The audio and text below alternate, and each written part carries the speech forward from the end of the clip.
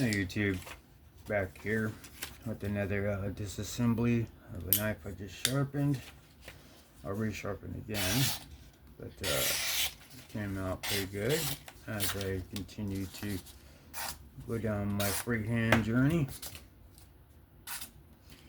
Really starting to work out, and I like that a lot. This one, I have taken a lot of steel off of it, but it's still super slicey. 14C takes a screaming edge.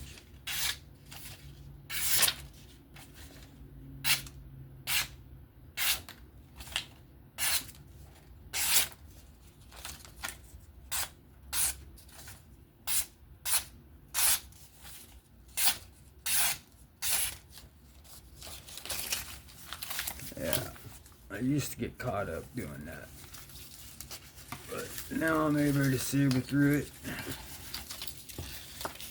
So, with this one, the slicer.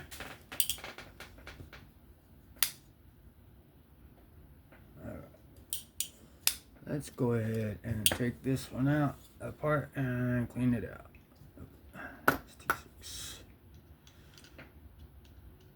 Plunge locks have become so easy for me now. Kind of thin the herd of how many plunge locks I do have, or did have. I was glad to do that. I'm gonna try and get top liner locks or something like that. I mean, plunge locks are okay, they're fidgety and stuff like that, but I'd just rather have the top liner or button actuated frame lock, just something like that. Just feel a little safer. But a lot of the new plunge locks are built very well though, so it's not something to be extremely paranoid about, but it is to be respected, so that way you don't cut yourself, just slice.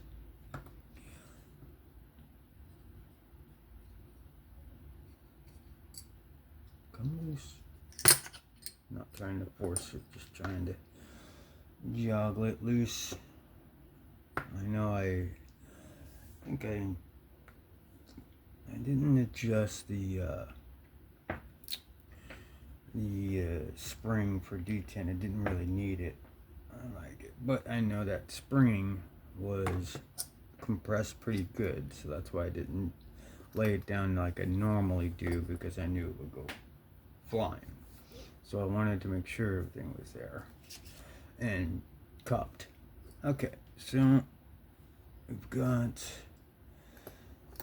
my pocket clip screw go. Okay, it's the body. There it is. Okay, so it's still in there. All right, let's get to it. There you go.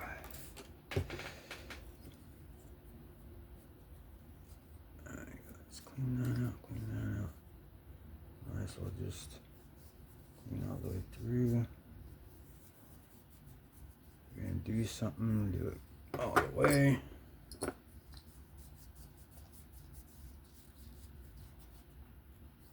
Clean those washers, make it nice, with no shavings or anything, any crud. And then we will hit that blade up.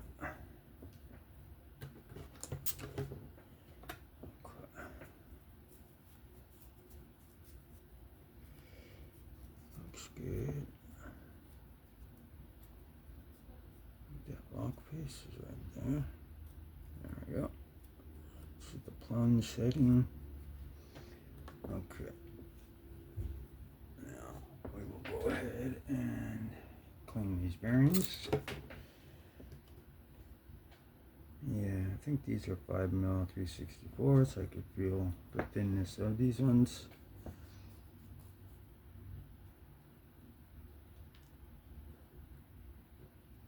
Alright. And then a crucial part, I think, is cleaning that plunge lock off like that. What's going to be hitting the face? That's basically your lock bar, or your lock face, interface, and then the lock face. So to make sure that that's clean of anything and be perfectly sanitized, well, just cleared of anything hindering. And then I'll also take some, maybe not all the time, but the ones that are running good, I tend to make sure, because if they're already like kind of failing, there's nothing really you're gonna do to help that. I mean, you could strengthen the detent, what's acting as a detent, but it's not gonna, it's just the way the cutout is. It'll fail. If it's failing, it'll fail all the time. So, but this one hasn't failed at all. So it's been done correctly, so I clean it entirely. So that way it's pretty much back to QC point. And I'm doing the QC at this point, which is I'm the owner of the knife, which would make it to where I like the QC. All the way down to cleaning the plunge, to cleaning the spring. Just the way, just to each their own type of deal. Let me try to clean off this pivot. Let's see if I can get that in here. And of course, I'll spray it down. Make this blue pop again. Let's go ahead and put the C for the blue, cuz. Alright, anyway. So, put a little bit of juice. Peel there.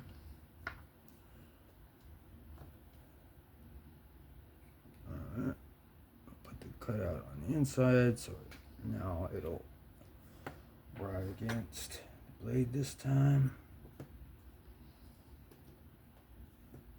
Okay, and that is rolling good. And then I'll go ahead and maybe lubricate the spring a little bit, so that way it has a good travel. Alright. Let me kind of just make it so there's not so much goop up there. Alright. So now is the part. Let's go ahead. If you haven't done a plunge lock, this is the easiest way to do it, to put it back together. Alright, so you're going to grab the blade. The bearing should be in there, or set. You put the button just like basically directly in it. Make sure it clears, everything's good. So the button is where it's supposed to be. Now, how you're supposed to get that in there is you can either have the stop pin out, and you can sink it in and pull up the button a little bit, and then get it in the groove where it's supposed to be going. So if you need to see that again, it's really simple. So now the button's all the way in there, it's flush with the pad, with the mat. Take the stop pin if there is one, so that way you have clear access. So let me show you. All you would do is get the groove and the pivot lined up together and make sure it's all the way down, and you can kind of pull up the plunge, the button just a smidgen, so that way the blade can turn and get caught in the groove. Right, so now it's put together. You put the spring on top, put the stop pin on, everything goes on top. Now say for instance you have a stop pin in there that is in your way, right, and you can't really do that. So you would usually be able to kind of get it in there. You could do that, but so what you would do is you kind of put this one put the blade in, halfway you'll see that there's a gap, and you kind of go in at an angle, and you're just trying to get past that first part so you could lift the blade up, but you're just lifting it enough so that way you could kind of push the button in, and then you put the blade back down, and you're just trying to get the blade back into the groove. That's if you have a stop pin in your way and you can't do it the easy way. You know, you never want to put the stop pin, you never want to do it upside down, because it'll frustrate the hell out of you, and it's no need to do that. You're putting extra hardship on yourself. This is the easiest, best way to do it. So you just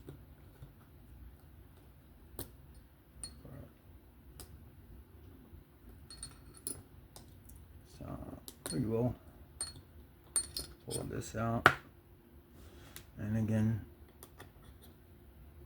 you could have it like that, but see, you can't put it in there when it's down. See, it's like, you know, how am I going to put this in? You just lift the blade up a little so it gives your button a little bit of clearance, and you kind of just kind of put it in like at an angle like that, and it's going down in there. But while the blade is halfway up, like you can kind of see there's a gap. So all you really need to do is get the button angled in there, pull the blade up as much as it needs, and then put the blade back down, and then till you're right there in the cutout of where it should be. Now, from this point on, your life is easy as all hell. So this is stand up straight up inside there.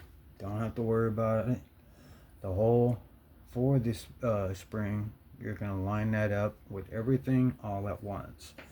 But before you do that, you want to lubricate. I don't know if this lost its lubrication or anything, but feels dry. So I'm going to put the bearing on and give it a little bit more juice again, because it doesn't have a detent hole or ball. So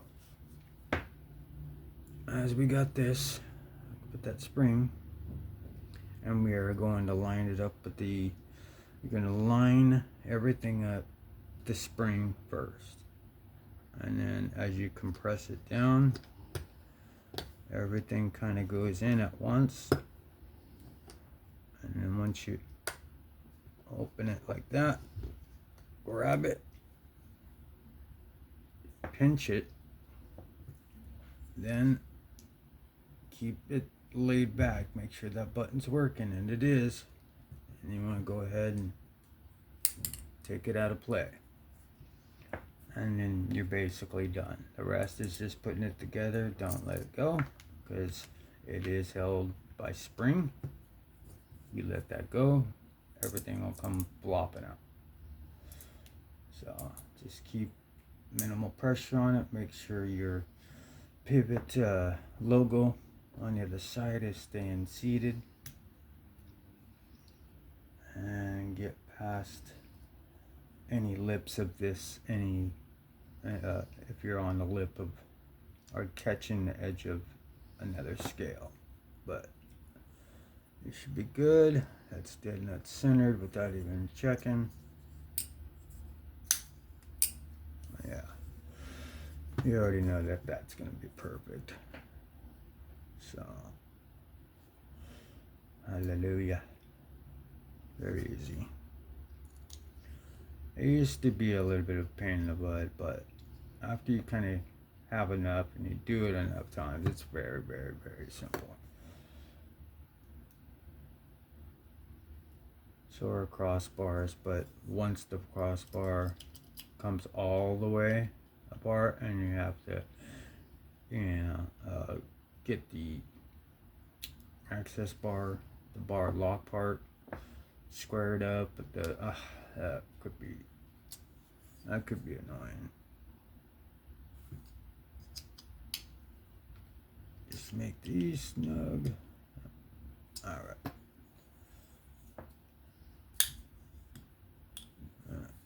So it might be a little tight.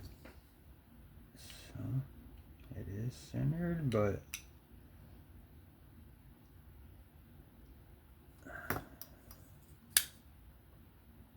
default. No up and down, no left or right, and I muscle it too, so dead nut centered.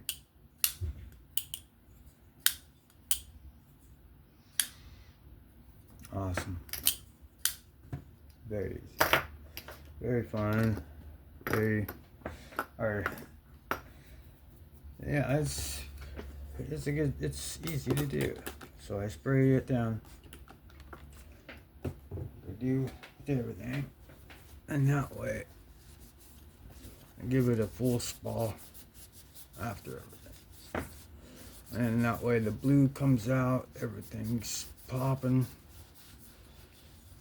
Any scratches or any light scratches on the blade will be buffed out from the 91%. And then try to get down in there to that lock face, because you might have lock stick just button stick for a short period until you can get in there, clean up that lock face. I think I have some microfiber. Yeah, so I'm going to go in there and clean that lock face off. This doesn't usually have button stick at all, but I actually don't mind a little bit of button stick. Just like a little click to let me know. Even though this one barely has it, doesn't really have it at all, but I know it's pretty solid. And just the way it doesn't flop around. I mean, I'm not really even timing it. I'm just pressing the button and bringing it down. If I hold it down, it'll bounce a little bit. But it's dead centered. All bright blue again. Looks nice. Yeah. Very easy one. Very good edge on this one. Got a good edge on this one. It's awesome. Do a couple more cuts here.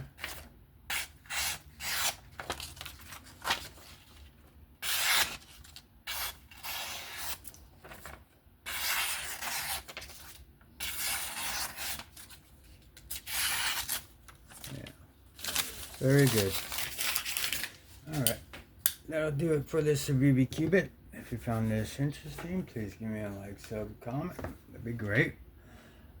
Please remember to have fun, be safe, and I'll catch y'all in the next one. Peace out.